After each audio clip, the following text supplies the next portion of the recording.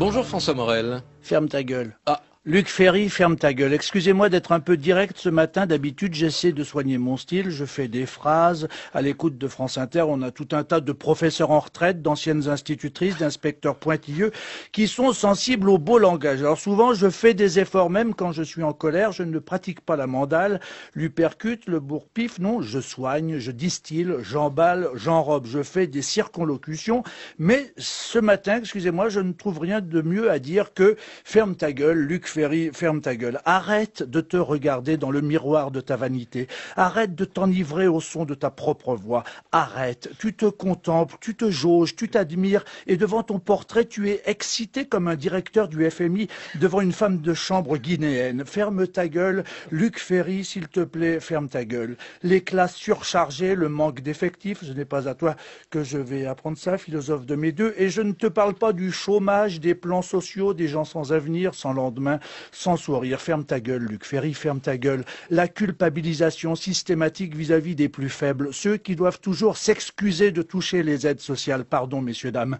Pardon pour le RSA, pardon pour le RMI, pardon d'être pauvre. Ce n'est pas bien, je n'aurais pas dû. Je suis responsable de tout, du malheur du monde. Je suis responsable de l'incapacité des puissants à changer le monde. Et vous avez bien raison de me montrer du doigt et de me représenter en couverture du Figaro Magazine en train de me prélasser dans un hamac tricolore. Les profiteurs, les exploiteurs du système pour Vauquier, pour Copé, pourquoi ce sont toujours les mêmes, les plus désargentés? Pourquoi ce ne sont jamais ceux qui touchent les stock options, jamais ceux qui se partagent des dividendes? Pourquoi ce ne sont jamais ceux qui touchent l'argent de l'éducation nationale pour être occupés à ne rien faire, pour ne pas travailler? 4 499 € par mois. Ferme ta gueule, Luc Ferry, ferme ta gueule. Comme quand tu ne réponds pas aux différents courriers de ton président de l'université qui s'émeut, qui poliment te demande de régulariser ta situation, vu que tu touches 4 499 € pour ne rien faire, pour simplement avoir du temps bien à toi, afin d'écrire tes livres et venir pérorer sur les plateaux télé. Ferme ta gueule, Luc Ferry, ferme ta gueule. Tu cherches à te justifier, tu déplaces ta mèche de philosophe de salon, tu cries au complot, bien sûr, dis-tu.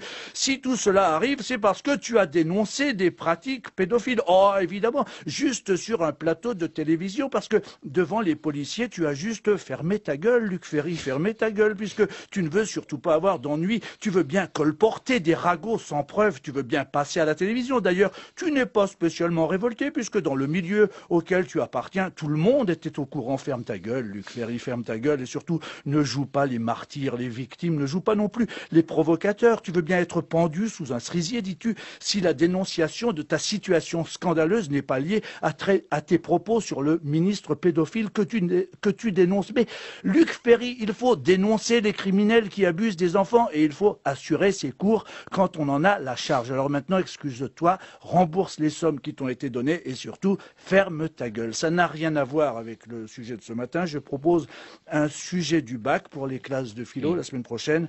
Comment peut-on être aussi intelligent et aussi